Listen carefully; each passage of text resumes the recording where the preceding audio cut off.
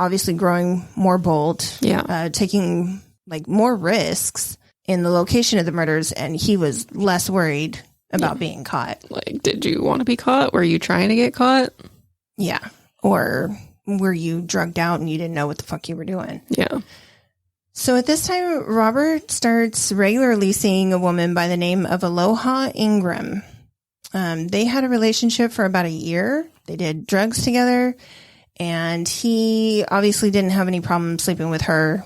He had started having problems sleeping with his wife, and he had talked to her about Viagra. And she was like, yeah, you're probably just tired. I'm tired too. So I think at that point she was just kind of like, yeah, I don't want to. Oh my gosh. They find another body in Tacoma in October of 1998. Connie LaFontaine Ellis is also known as a sex worker, and she was murdered in the same style. They found her in South Tacoma. One victim actually got away, and she survived. She was later able to identify Yates as her attacker, and she ended up filing a lawsuit against him. Oh. So in August of 1998, Christine Smith was out, waiting for a date, propositioned by Robert Yates in his van. She says they kind of, she gets in the car, they go over the list of what she'll do and what her rates are. And they agree that she's going to give him a blowjob for the rate of $40. So from there, they drive to like a secluded spot, and she tries. He can't get it up. This pisses him off. He starts screaming he wants his money back. And Christine says that she thought he hit her. She's dazed and confused. She just, kind of falls back, and she is scrambling to get out of the van and get away. And she's trying to get the money out of her pocket. She leaves behind her purse, her keys, her identification. All she has on her now is the $40, and she makes it out of the goddamn van. Yeah. That's crazy. But the problem is she doesn't do anything about it. Yeah. Because who's going to come to the rescue of a sex worker? Like, nobody's going to care. Nobody's going to believe her. Yeah. Right. So she actually doesn't say anything until after he's arrested. Oh. Yeah. On November 10th, 1998, Yates is pulled over with a well-known sex worker in the passenger seat. They quickly get this bullshit story together as the cops walking up to the car. Jennifer Robinson quickly is like, hey, my name's Jennifer. You know my dad. You work with my dad, and he asked you to come and pick me up, and you're taking me home. And that's as far as they get. The cop comes up. They tell him the story, and they get away with it. Of course they do. They just get let go. So nothing comes of it. Every serial killer. Right. 2 days after that, one of his daughters filed a police report stating that Robert had assaulted her. Mm-hmm. The charge gets lessened. Basically, they're like, hey, shit happens. Sometimes dads go too far. Just don't do it again. So he gets away with a misdemeanor. Oh, bad. So no record. Bad, Robert. Slap on the wrist. I mean, it's really shitty. Yeah. Yeah. It was assault. I'd be pissed. Yeah. If I was the daughter. Yeah, for sure. But there again, typical of the age. Typical of the time period. Definitely. Yeah. Which is sad. Well, that's the world we live in. So yeah, he gets out of it with a promise to never do it again. Wow. And, everybody goes back to their lives. But pretty much everything by now is spiraling. Police have an 8-man task force that's been working hard to trace the killer down. Yates has definitely made the short list at this point. They find that he was at one point the registered owner of a white Corvette, which they know Jennifer Johnson, that was the last car that she got into. They also know that he had a Ford van, and there were many sex workers that he dated, quote unquote, that would say that he was, oh yeah, I recognize him. I recognize him. I recognize his car. And, we, would go like, this is what I did. And he dropped me off and it was fine. So kind of the same way, the Green River Killer. There were so many sex workers that recognized him, knew him. He was a regular, and they felt completely safe with him. Yeah. And he never killed them. Yeah. For whatever reason. it kind of sets you up for the perfect alibi. Like, yeah, oh yeah, I use prostitutes, I use sex workers, but look, all of these ones can attest to the fact that I haven't killed them.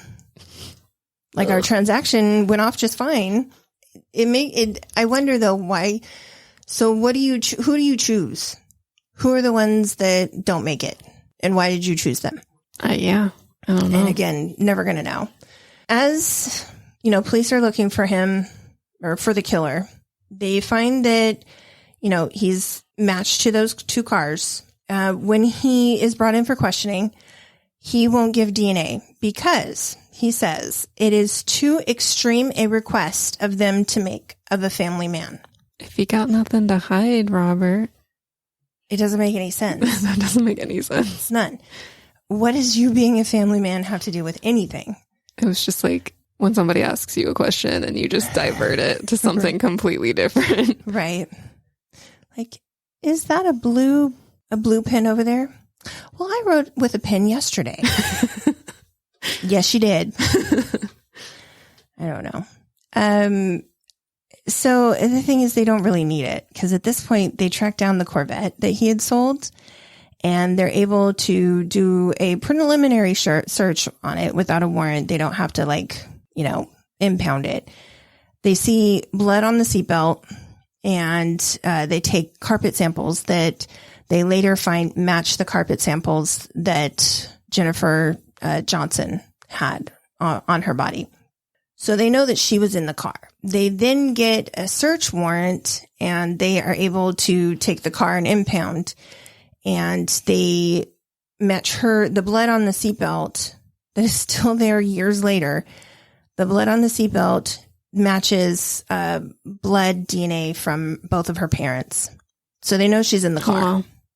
They absolutely know that she was in that car and he owned it during that time. Can you imagine that? The police come for your car that you bought from some dude. Right.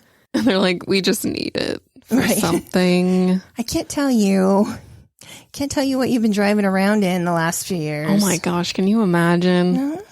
No. It makes you not want to ever buy used anything ever again. Yeah. Because you don't know. You never know. I don't want to say that he probably assumed that car would never come back, but there are records. Yeah. There are obviously records. You registered that car. You had a speeding ticket in that car. You were seen driving that car all around town. So getting rid of it really did nothing for you. Did nothing for you. You should have burned that fucker. So while they're searching the car, they also find that there is a missing mother of pearl button that had become lodged in the floorboard that was the same as ones that were on the shirt that Jennifer Johnson was wearing when she went missing. So they're like, this is it. We got him. So they get a arrest warrant for Yates. And on April 18th, 2000, Robert Lee Yates Jr. was followed from his home on his way to work. Police pulled him over and he was arrested on homicide charges for the murder of Jennifer Johnson. They started with her because they knew they could link him to it. Definitely. Yeah. From there, it was just a search of how do we link him to the other ones. So the really shitty part is Linda and the 5 kids. I mean, their life is just never the same ever. Yeah. Ever at all. The kids were basically they fled the house. They had to leave the house in a hurry with what they could take with them. Like the clothes on their backs, basically. That's it. Because they went in and over the course of a month, went through every article of anything in that house. Clothing, toys, bedding, towels, everything. You name it. They searched through all the clothing for trace fibers. They also take samples of debris from areas in the backyard. That's where they find out that the debris found on the 3 victims is from his backyard. That's so strange. Yeah. Soon after his arrest, Christine Smith recognizes the picture on the news and contacts police, tells them about her encounter. So turns out she had actually been shot. What? So they found ballistics in the van lodged above the windshield visor on the driver's side. They found a casing lodged in the metal roof. And turns out she found out that that's probably what had happened because she was involved in a car accident. So when they did a scan of her head, they found bits of metal from the bullet on, like, in her head. Because what had happened is the shot grazed the side of her head. And it knocked her back. She thought that he hit her really hard with something. That is crazy. Yeah. So for whatever reason, that shot was not, I mean, you think she's kneeling in front of him and he shot her. Somehow it missed by some miracle. Crazy. Yeah. So they take the bits of metal out of her scalp and they are able to match it to the bullet that they find in the van. There's just another piece that, is another nail in his coffin. Now we get into more fucked up territory. Ooh. When the charges start stacking up, Yates knows that he's going to get the death penalty. Yeah. So this asshole basically was like, let's make a bargain. Let's make a deal. I will confess to all these murders, but you guys won't give me the death penalty. Prosecutors talk it over with the victims' families. Ultimately, it's agreed that they will allow a plea deal. One of the most disgusting things to come out of all of this is the confession he makes of a murder. When he leads police to the body, it's in his own goddamn backyard. And it had been there. It had been there. The police had been there. Right. So the body of Melody Murfin is found buried 4 feet in the ground in a shallow flower bed that was located right underneath his and Linda's master bedroom window in the backyard. They went to bed every night with their bed up against that window, and somebody is buried in the backyard right there. That is sick. It's fucking gross. I wonder if he did it on purpose. I mean, he says that he didn't, but why else would you do that? I don't know. So Melody had disappeared in 1998, and they found this body in 2000. It was there for 2 whole years with his wife and his kids. Yeah. She wasn't originally known to have been a victim until he confessed. So they hadn't even linked her to him. That's so sad. Right. Can you imagine if he had not done that? Somebody buys that house, goes to remodel the backyard. Oh my God. And what do they find? I mean, that's not the case here at all, but it's also very disturbing. The police were there taking samples from the backyard. And I heard they combed twice. Right. And they didn't even find it. And they didn't find it, but it was not buried deep. Yeah. Did you not bring dogs? I don't know. How does that work? Well, I mean, there are cadaver dogs that they can bring in. Which I assume they would have or should have. Maybe they just didn't even think about it. I don't know. Really unfortunate. His kids are playing in the backyard. It's crazy. So while investigators are searching the house, originally, they had found a jacket that matched the description of the one that Melody had been wearing when she disappeared. Linda later would tell detectives that she remembers Robert bringing her home that jacket one night. She said it smelled so badly of cheap perfume that it took 3 times to wash it before the smell would come out.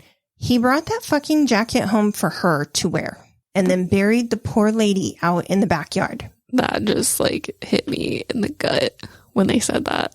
I don't even know what my reaction would be when I found that out. I would feel physically ill. Basically. That's that's just so wrong on so many levels. Yeah. It's really the disregard. Yeah, the disconnect there. Yeah. I'm going to give this to my wife. Right. She will love that. Looks like something I'd like her to wear. What? Yeah. It's unreal. It's unreal. So on October 26, 2000, Robert Yates is sentenced to a total of 408 years based on convictions of 13 counts of first-degree murder and 1 count of attempted murder. October 26th is our middle daughter's birthday, so I just can't get away from this man and his dates and our birthdays in our family. I don't know. Yeah, it's kind of weird. A little bit, right? So we're not done yet, though. In this plea bargain, he confessed to 3 other unsolved murders. So from years prior. So in July of 1975,